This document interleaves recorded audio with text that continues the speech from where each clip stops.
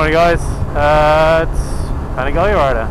I'm on my BMW today, not my Panigale, but that's what's going to happen when I'm making these videos. Often I'm going to be on this because I'm commuting to work or I'm going home from work, and this is the bike that I will try to ride every day for my commute, and I'll keep my Ducati for the weekend fun. And I've got a ride coming up this Sunday, so I'm really looking forward to that. It's been nearly a month, I think, maybe longer, since I've had a good blast up in the mountains. So I'm going to be really happy when I get to go and do that. It's going to happen whether I have to go fucking by myself or I manage to get a group together. And yeah, I'll post some videos. There's a couple of routes up there which I really like a lot, and I think are worthy of note. So I try to I'll try to get them on the camera. I've got my battery stuff sorted up, so I can keep this camera running pretty much all day, I think. We'll see how it goes. So there's a question that comes up fairly regularly on the various riding forums that I frequent, and that question is, what bike should I start with? You know, people are looking for their beginner bike, and a lot of people they look at what's on the road, which is a good assumption. You know, what's out there is popular, is probably a good bike, right? And they base the decisions off that, or they base the decisions on you know, basically, oh, I really love that particular style of bike, I'm going to buy that, that's what I really want to buy. And I think most experienced riders, they're going to recommend to you, and this I always see this happen, is they're going to recommend that you buy a second-hand bike to start with, and they're also going to recommend that you don't buy something with a lot of power, just because there's two things here. If you buy a second-hand bike, you're not losing that much resale value when you sell it, because you guarantee the first bike that you own, you are not going to keep forever. You're going to sell it fairly quickly, probably after a year, maybe sooner, maybe a bit longer, but around a year, because your idea of what you want to ride will change. And secondly, you buy a second-hand bike because you want to look for something that's not got that many miles on it, but it's already been dropped, not crashed, just dropped. So when you look at it, it's got some bar end damage, maybe the fairing is a little bit scratched up, and perhaps the crankcase cover or the clutch cover has been just damaged. You can tell if it's been crashed because you'll have long scratches. It'll have taken a lot of material off as it slides down the road, whereas if it's just a drop, it's just going to have impact damage. So when they tell you, oh, it was, you know, I dropped it in the driveway, it's very, very easy to tell whether or not that's the case. So you get something that you know has already been through that, because you will drop it most likely. I mean, I know there's probably some people out there who've never dropped a bike in their life. I have never met anybody that's never dropped a bike, and I've ridden with a lot of riders, and I just don't know it's possible. At some point you're going to grab a little bit too much front brake in a driveway or in a parking lot or on some gravel, and it's going to tip the wrong way than what you expect. You think, you know, because you're going that way, it's going to stop, but no, it tips because the front wheel loses traction and it slides out, and boom, you're on the ground. So and it always happens so quickly, it catches people off guard as well. So if it's the first time it happens to you, you're going to be surprised, you're not going to be ready for it, you won't be able to catch it. So don't buy a new bike, because you're going to bust it up, and then you're going to be one of those people that sell their bikes on Craigslist that says dropped in the driveway.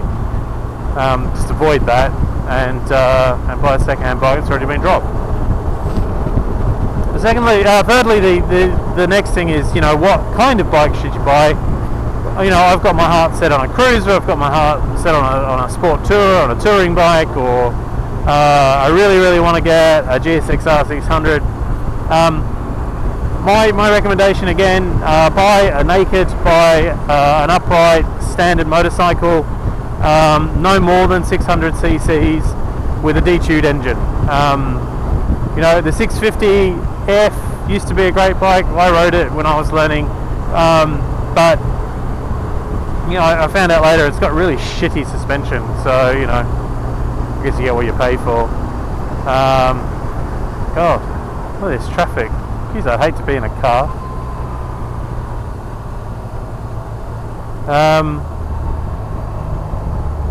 So yeah, it's resist the temptation to get something that you've got your heart set on, the cruisers or the super sports, etc. Think about with the GSX R600,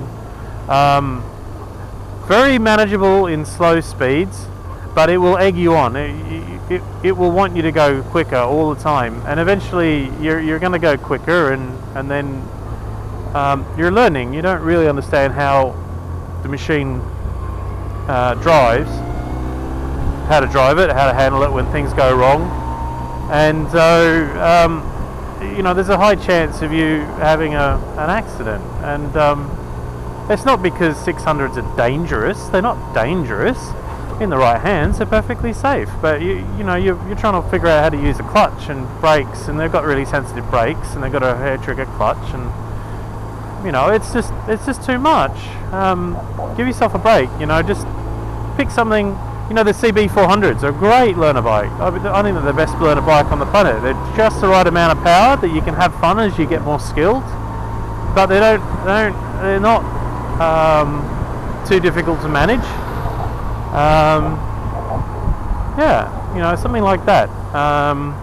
CB250s, they use them in Australia to learn on, and they're okay. I had one for 3-4 months, but I hated it. I'm 6'2" and I'm a big bloke, so when I get on a bike, the biggest problem for me is it has to have enough power to get going, which it really didn't. It did. It would get going after a while. It would wind up, but then it has to have enough power that they will fit decent brakes to it, and that's why the CB400 is awesome, because I believe they've got twin front discs, which are great. And they will really bring you down. They'll stop you quite happily, and you could even get it with ABS as well. So you're learning how to ride a bike. You very most likely one of the things you may do when you're learning is grab too much front brake and lock it up, and it's good to have the ABS there to help you out with that. I think pretty much every bike in the United States is being sold with ABS these days. Not sure about other countries. They should be. I don't think there's any reason why any bike shouldn't have ABS. It's cheap. It's lightweight now. It's not that heavy. Doesn't add that much weight to the bikes. Same token, cruisers, they're heavy. They're quite a lot to deal with. Don't recommend them as a starter bike. There's a CB250. There you go. We were just talking about that. If you're a small guy, I'm sure CB250 is fine. I've had a really big problem coming up to traffic lights. If they just turned red and I really need to get on the brakes, the rear brake is useless because it's a drum, and rear brakes are generally useless on bikes anyway, except for trial braking and for slow speed maneuvers. But the front brake only had a single disc on the front. Maybe if I'd serviced the front brake, it would have been a lot better. I don't know. But yeah, do some research, ask the forums, find a standard upright motorcycle, doesn't have a fairing, has already been dropped once. Low miles, so good resale value when you sell it in a year. And keep riding. Ride as much as you can. Ride to work. Ride every weekend that you can, whenever it's sunny.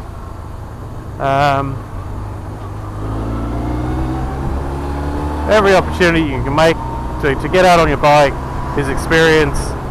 Even when it's wet and raining and miserable.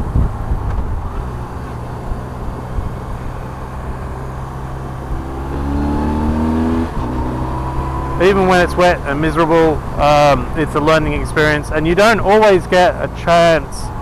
You don't always get a choice whether or not you're going to ride in the rain. Sometimes you go out for a day ride, and the weather turns, and suddenly you're riding in the wet, and you've got to do 150 miles home in the wet. And if you don't know how to ride in the wet, that could be a very, very stressful situation to be in.